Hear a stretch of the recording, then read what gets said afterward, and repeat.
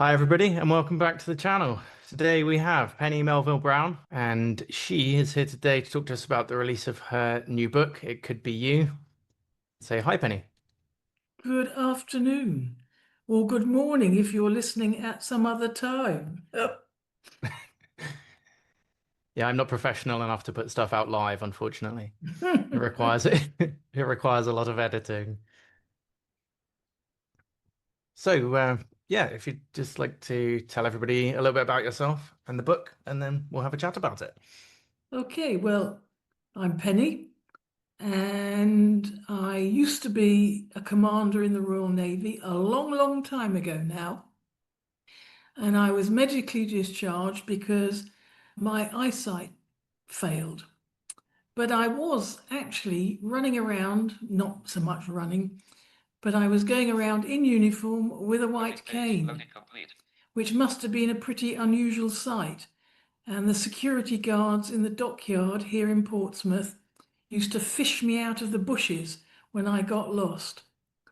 That's Um, better than out of the sea, I suppose. Very much so. But it was obvious that I wasn't going to have a future career like that. And so I was eventually medically discharged and I was registered blind. And by then I had no sight. And I had been trying to find work, as one does, and it was incredibly difficult.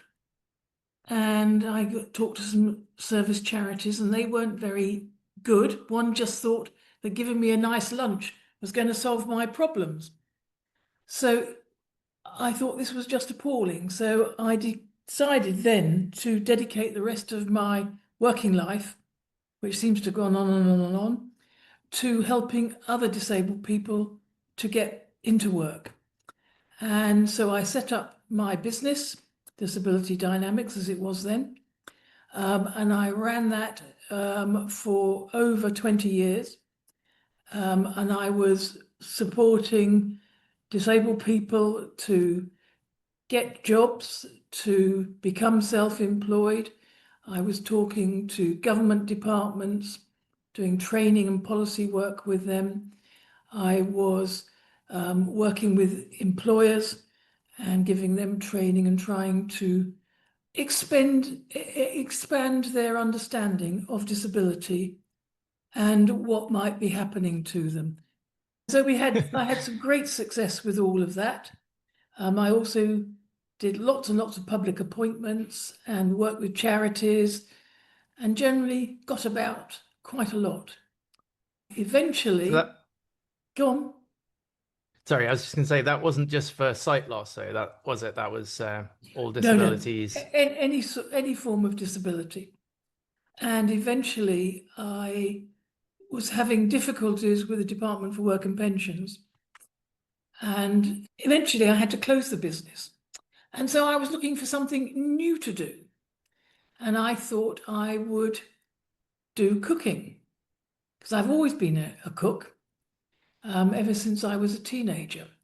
So I made a couple of videos about me making Christmas cakes, and I was making about 50, just little ones, for all my friends for their Christmas hampers. And that we put out this dreadfully amateur video, and then a couple more. And then I got this email saying, would you like to enter our competition and win $25,000? So I said, Yes, yes, I would. and How do you eventually, enter this competition? I'd like yes. $25,000. So eventually I won with about 200 people from over 27 countries competing. And I discovered it was to celebrate the life of a chap called James Holman. And actually, he turned out to be a former lieutenant in the Royal Navy. And he almost Ah, certainly had, competitive. yeah, he almost certainly had the same eye condition as me, which is uveitis. And what was even more staggering, he went on to travel the world and became a preeminent travel writer. But back over 200 years before. Yeah. So, this cooking lark, it suddenly took on a new life of its own because obviously I couldn't just sit here in my home kitchen doing cooking. I needed to get out there and show what blind people can do. So I traveled around 6 continents, cooked in professional kitchens and home kitchens all over the place with all sorts of wonderful people. Made lots of videos of it all, put out all the recipes, wrote a book, and then nearly died in a fatal car accident in France. So then I spent 6 weeks in a coma, a couple of months in intensive care, 3 months in a rehabilitation hospital in France before I finally got home, which is when I wrote the book, which was good therapy. Do you speak And French? sorry, Do you speak French at all? un petit peu. I do not. I was just imagining not speaking French and going through all that in French hospitals would have been It was particularly it was an difficult. extraordinary. They were absolutely stunningly excellent. And there were big labels on the doors, I understood, which explained to them that they had to knock and explain who they were when they came in. And they were just super. And they had big signs up in my room, which explained English phrases to them so they could talk to me. And they were amazingly good. But I eventually got home and recovered from that. And then I started moving on to my next book, which is the one I've just launched, which is called It Could Be You. And Links that, can be found in the description. I'm so Sorry, I was sorry. just saying, I'll put, I do apologize. I was just saying that to anybody watching, there will be a link to your book in the description of the video. Okay, that's super. In this book, I've been trying to pull together everything I've learned, not just myself, but I've got lots of inputs from other people from my 30 years working professionally in the disability field.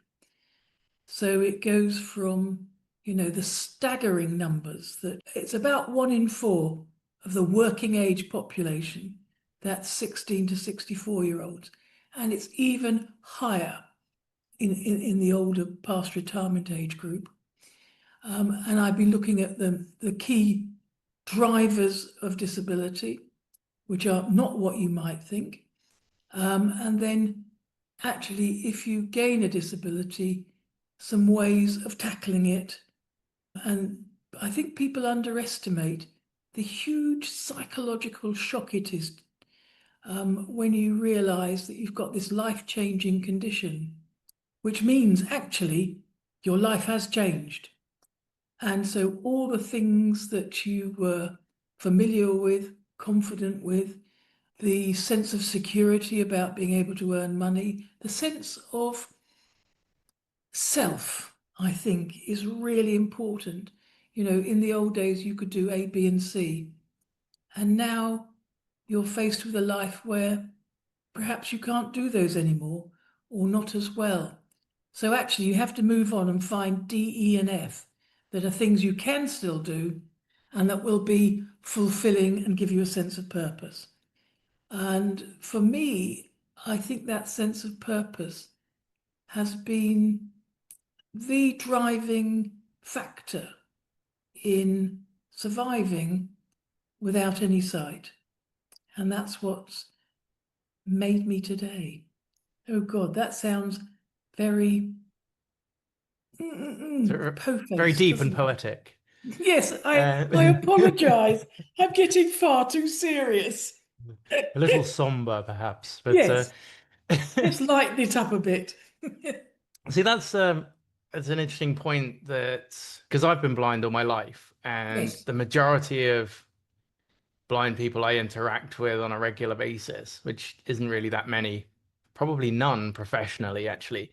But the blind people that I do know have also had their conditions or a version of their condition. Sometimes they've gotten worse since birth. So it's kind of like, I wouldn't say coping is built in, but it's something you've had to work on always from the beginning. So Yes, it's less of a an impact. yes. And in reality, you are a rarity because, it's about 1 in 10 people have had their disabling condition from birth or early or childhood. So, and those are the figures sort of drawn from the last census, 2021. So you are, dare I say it, not the norm. The norm is much more people like me who acquire their disability, their life-changing condition in their middle ages on the whole. And I recognize as being a sort of apparent, pardon me, an apparent upsurge of young people with conditions in the last decade or so. But there's different factors applying there. But traditionally, disability comes as life passes, but often the drivers of it are in existence from childhood, and they're not health conditions on the whole. It, poverty is a major factor. And following that, it's people who didn't do so well in education. Now, that may actually not necessarily be their fault, and that sounds a really pejorative word. It may not be due to them. It may be that they're living in poor areas where there's poor education, or it may be that they're living in poverty, and so their parents aren't around to help them and support them in education, or perhaps they are only one parent and mum or dad's out at work all the time and the whole family's under stress. But those are really well recognized and obvious drivers of disability. So those young people, by the time they're getting to 16 and doing their GCSEs, they're not disabled at the moment. By the time they get to GCSEs, they can be up to 16 months behind academically than the richer Is it kids. that much? That much. So you can see that at 16, they're not going to necessarily do so well at school.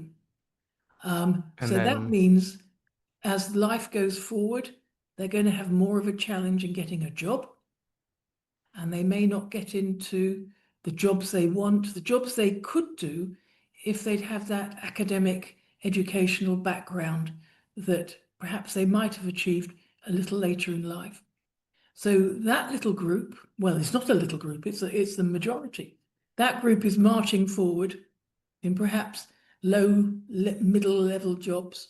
They get to about age 40, and at that stage, you're looking at 1 in 4 of them are being disabled people. On the other hand, if you look at the rich kids and they're progressing their lives, they don't get to that 1 in 4 level of being disabled until they're in their 70s. And for me, that is a staggering difference. That is 30 years of not working, potentially, not earning enough income because perhaps they've been in low-level jobs. They've had job insecurity, perhaps. They've struggled to get accommodation. I think I said not paying tax, but not actually contributing to much to their pension. So they are in a much more significantly deprived situation. And that's 30 years that they've lost of that sort of earning power, living power. And then you can see that cycle very quickly repeating itself. Because if they've got children, those children are being born into households with that level of stress and stretch upon them. when you say, as the words you used are rich kids, what is the like the bracket? Because like You're suddenly thinking statistically, you're rich, aren't you? pardon? Are you thinking you're rich? No, not at all. Definitely not. I'm just interested as to sort of Well, if where I'm talk talking about the 1 in 4 at 70, that's what you're going to get in the richest areas of the country. So that might be the City of London. Oh, okay. Okay. The most deprived areas are going to be in the northeast, northwest, and Blackpool is an absolute classic example of being the most deprived areas. And there are many others spotted around, particularly in those northern areas. And my familiarity is mainly with the English areas, but there will be similar difficulties in parts of Scotland, Wales, and Northern Ireland. And certainly in Wales, there's some very challenged areas. So you can see that cycle carrying on there in those areas. So what in your opinion needs to be done? How can we address this as a, yeah, how can the government address it? What do people need to be aware of going You forwards? mean if I had a magic wand? Sure, yeah. If I had a magic wand, obviously you remove poverty. That's a big ask. And actually, this government, and I'm not trying to be political at all here, but they seem to be reasonably seized with trying to reduce poverty. You try and make sure that every young person achieves the educational qualifications that they have the potential to, and not get too hidebound about the age at which they achieve that. So if they're 16 months behind, they might need another 16 months to come up to par, if you follow me. Yeah. You, I think you look at, we have a bit of legislation called the Equality Act, and that's quite rigorous about what is expected of that. You've got these people, they're into work. It may be middle level work, and they acquire their health condition perhaps in their 40s. And there's no doubt that many employers are excellent and they do make reasonable adjustments. But actually, half of our 1 in 4 working age people who are disabled aren't working. So there's a lot of emphasis about getting people back to work. For me, one of the big questions is, why are they out of work in the first place? And why are they out of work? Perhaps because the employer has, and I'm making air quotes here, let them go. And I've heard of people who've been told, oh, you can't carry on because you're a health and safety risk. You can't carry on because you won't be able to do the job. You can't carry on for all sorts of reasons. In reality, an awful lot of them could with the right help. And this is where reasonable adjustments come in. And certainly very old data from the old Office for Disability Issues was saying that the vast majority of those adjustments cost nothing or very little. And where they do cost money, there is access to work support from the government. So there are all sorts of things, practical things that can help people work. But we also have to think about attitudes. And often when people talk about disability, the first thing they think about is lifts and ramps. Lifts and ramps. Very few disabled people need lifts and ramps. We don't need to go straight down that avenue.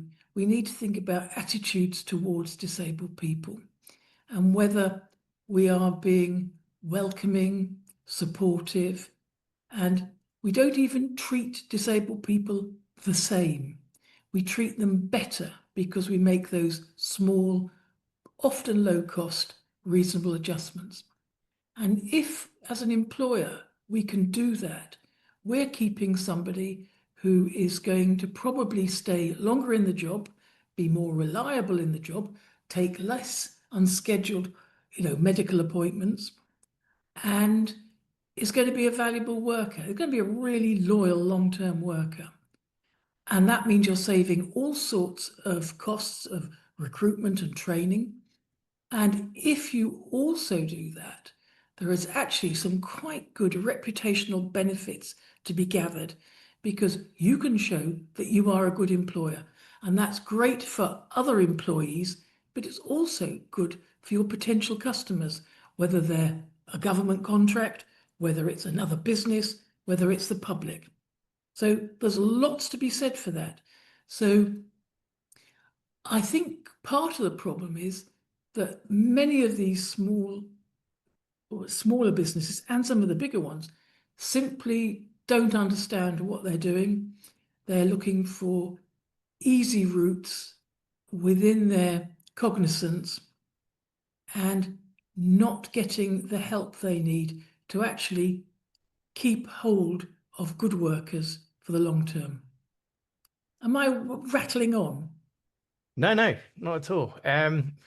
What, just to play sort of devil's advocate for a minute, when you've been at a company for a long time and they, for want of a better word, know your worth, they know you can do the job, and with a little bit of extra support or minimal changes, reasonable adjustments, you can carry on doing that job until retirement, hopefully.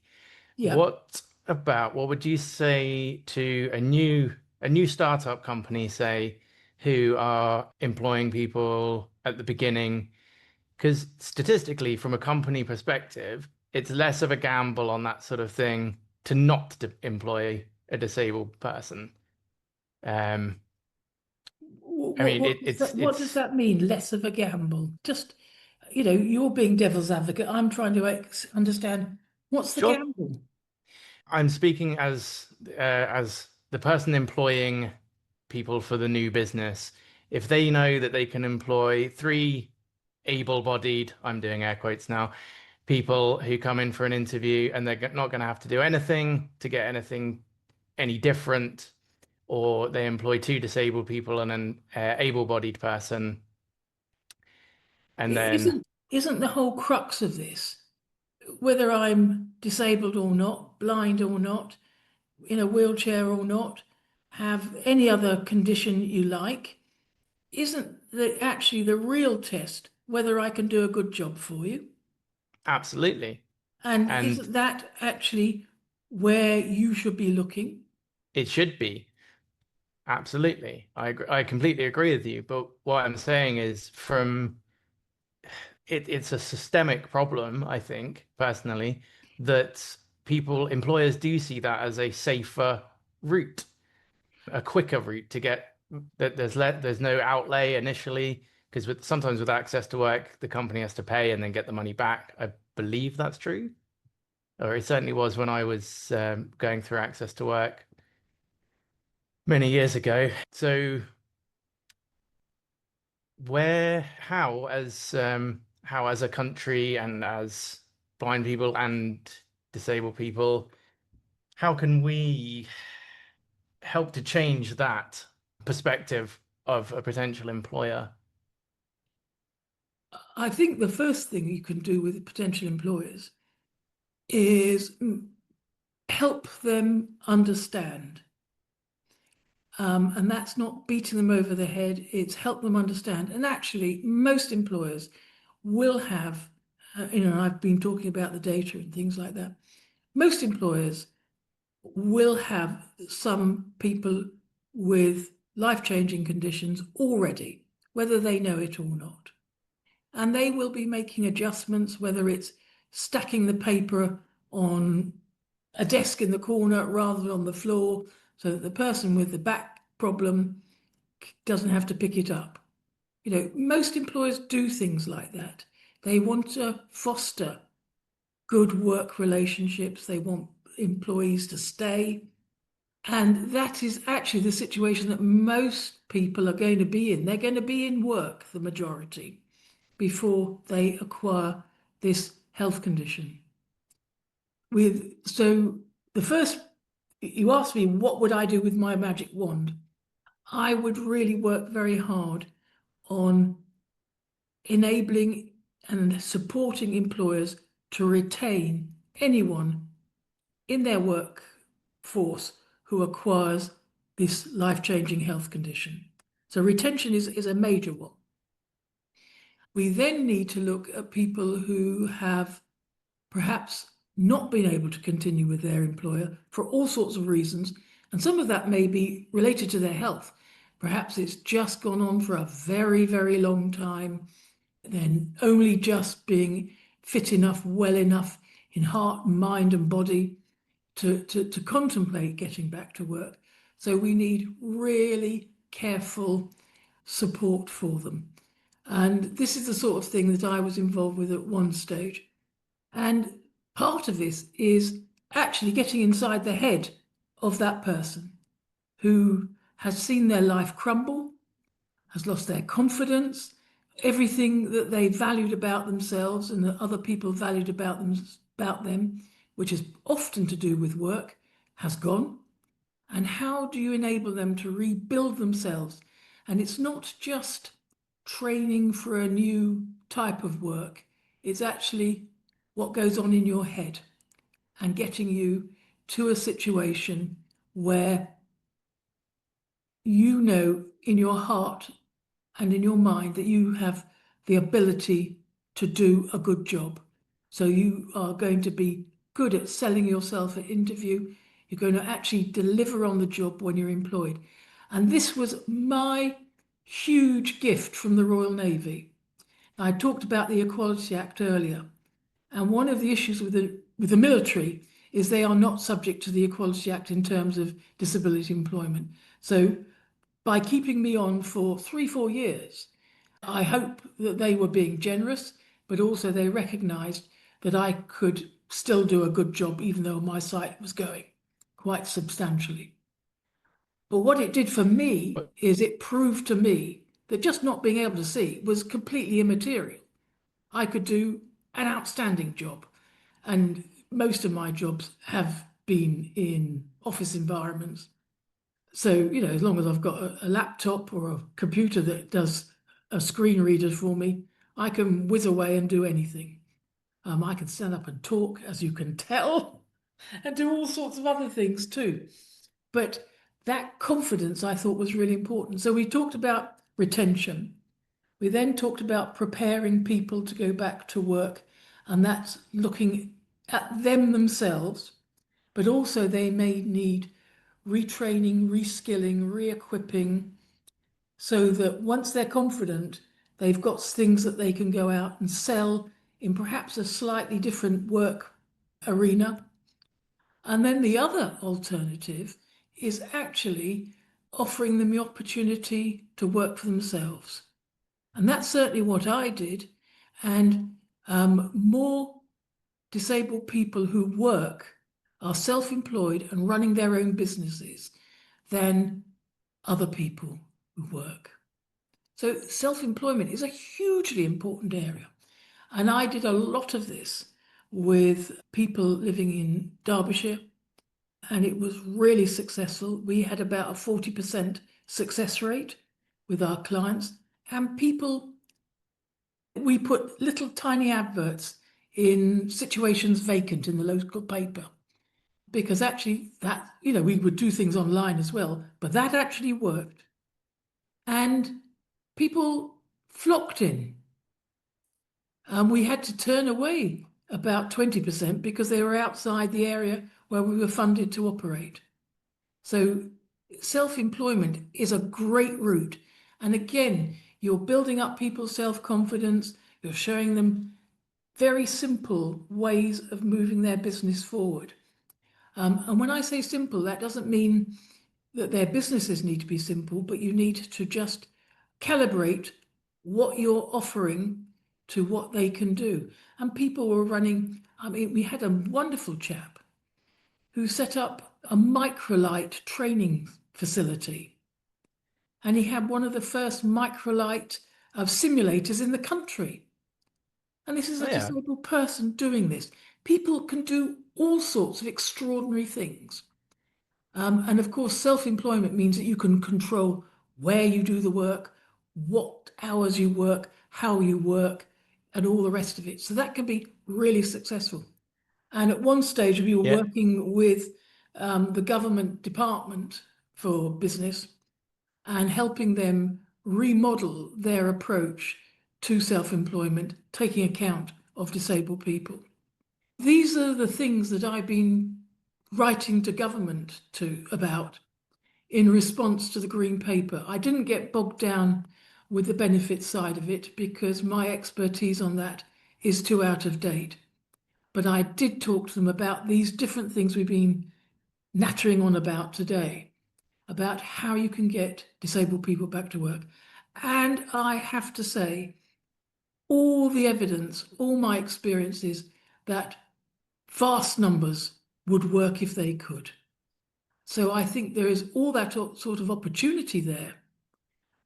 But at the same time, you have to have the employers on board with you so that they are willing to give these people a chance. And so Yeah, it's I a mean, two-pronged approach. sorry, Two-pronged sorry, go on. approach. Yeah, Yeah. yeah, I think a lot of the perception, the public perception, is that people get onto disabilities and then that's it. They're just happy to sit at home and play Xbox or whatever.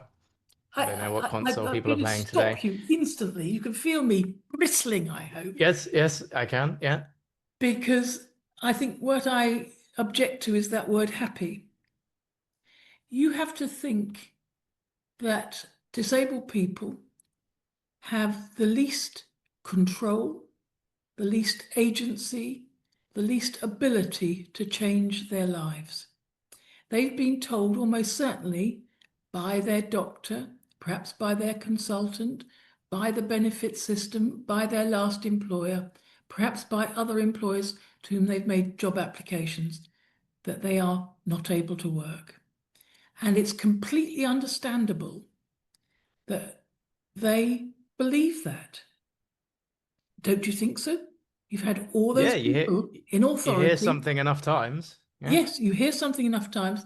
And also just think what all of that does to your self-confidence, your self-belief, your commitment to proving yourself. I think most people in this country see work of whatever form, earning a money, supporting a family, having somewhere to live, being able to buy the Xbox and play with it and all the rest of it, that is part of their self-fulfillment, their purpose in life. It makes their life worthwhile. Whereas if you ripped all of that away from them, what do you leave them?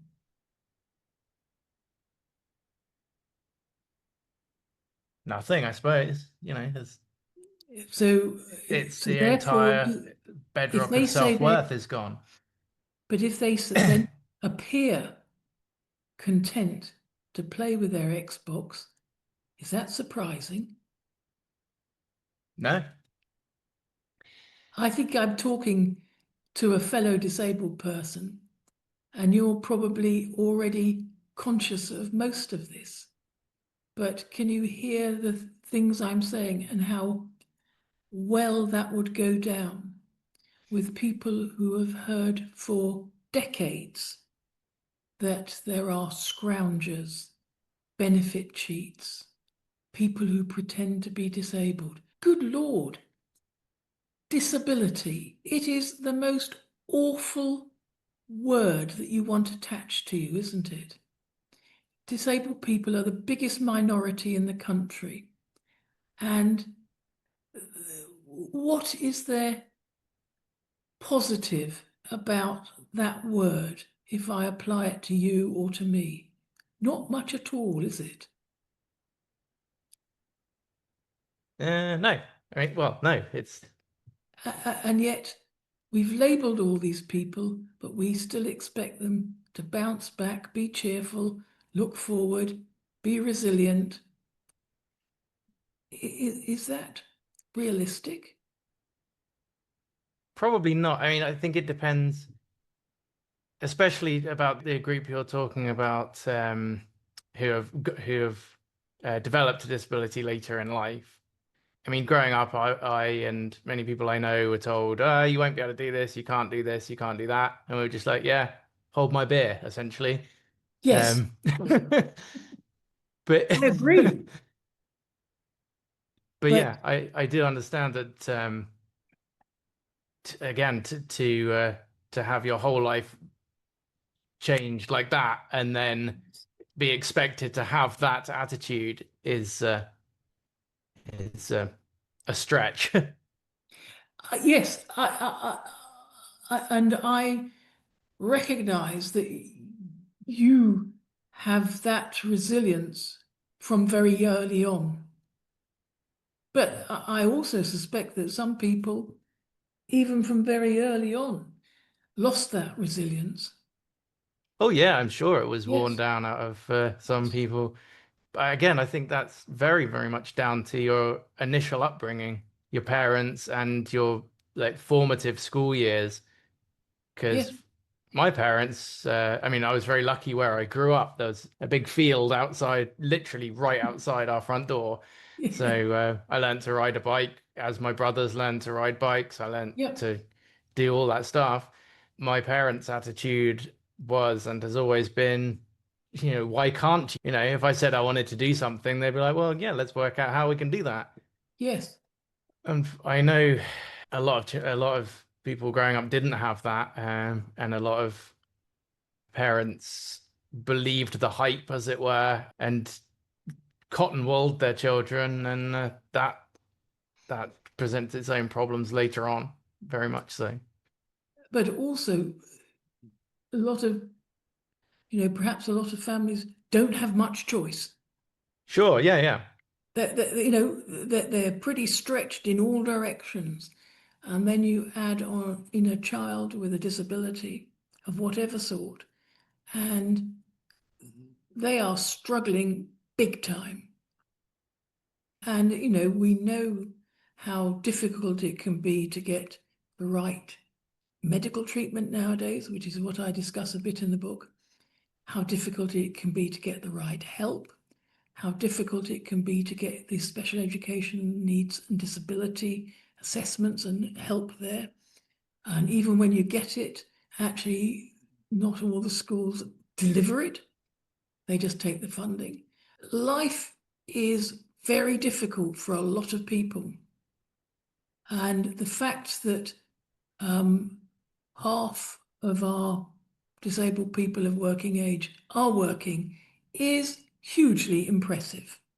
They should be enormously proud of themselves. It is a massive achievement. And we know that a lot of the ones who aren't working would if they could. And now we need to release that group, persuade employers to be more receptive to them, recognize the abilities, and get the government to help them with the training, the adjustments, the starting a business type activities that can really release all that potential. Because in any economy, if you want growth, you aren't going to get it if a quarter of your population is not really contributing to outputs. Is it interesting? I find it fascinating, and I really do hope we haven't said this to those watching, but Penny's sending copies of her book to many MPs just to get some of this across to the people who actually do get to make decisions. Yes, the ministers and the secretaries of state, those sorts of people. And as I said before, I'm not trying to be political. I think I'm allowed to be critical, but I'm also trying to make positive proposals, give positive ideas of what might be possible that could make a government happier, the whole community happier, and lots of individuals happier. As soon as you've got more happiness, I think life improves across the board, as does the economy. And you can't have a great economy without happy people and vice versa. Yeah. Okay. Thank you very, very much for coming on the show. It's been an education. I really have learnt some things. And I read the book in advance, and I still don't think I was ready for everything you had to say. So, thank you very much for coming on. And please do plug anything you want to plug. If you have a website, or I will put a link to your book in the description and to your cooking videos and things. But if there's anything else you'd like to say, please do. Thank you, Dave. And it's been a delight. And I'm afraid you've had it straight from the heart today, pretty unfiltered. The book is perhaps slightly more argued, but it says pretty much the same thing. And it is called It Could Be You because I wanted people to understand this 1 in 4 chance of becoming a disabled person during their lives at whatever stage. You can catch me on my website, which is pennymelvillebrown.com. On there are links to my cookery and adventure book, which tells you all about my adventures around the world cooking and how I nearly died. And there was another near fatal incident. And oh my goodness. And all the recipes, of course. I've got a YouTube channel, which I have no idea how to get to because I'm a blind person. It's got links to lots of the recipes. They're just 5 minute, 8 minute videos of me actually cooking the food that's in the cookery book, which is quite fun. I will Um, put a link to your YouTube channel in the video description for yeah. anybody who wishes to check it out. And I've got a blog and I'm on LinkedIn and I'm on Facebook. So come and pitch in and say hello. Thanks again for coming on. Maybe come on again at some point. I'll see how the book's doing in 6 months' time. I am not holding my breath. Can you imagine the desirability of a book about disability? Can you Yeah, hear? I have I liked it. I have a whole chapter called the D word.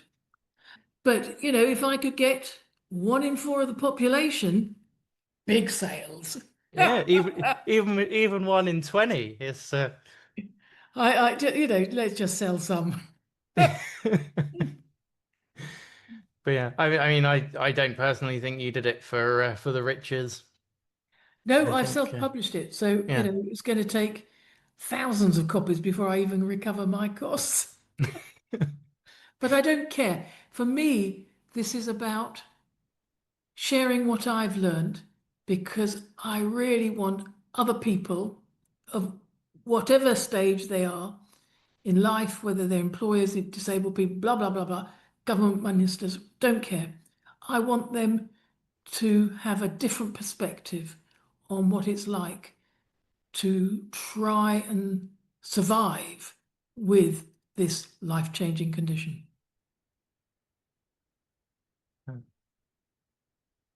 Go and check out Penny's stuff. She's very, very interesting, as you can now tell, having watched the video. And I will see you all next week for whatever we're doing next week. I'll update social medias accordingly. Thanks again, and I hope you enjoyed it.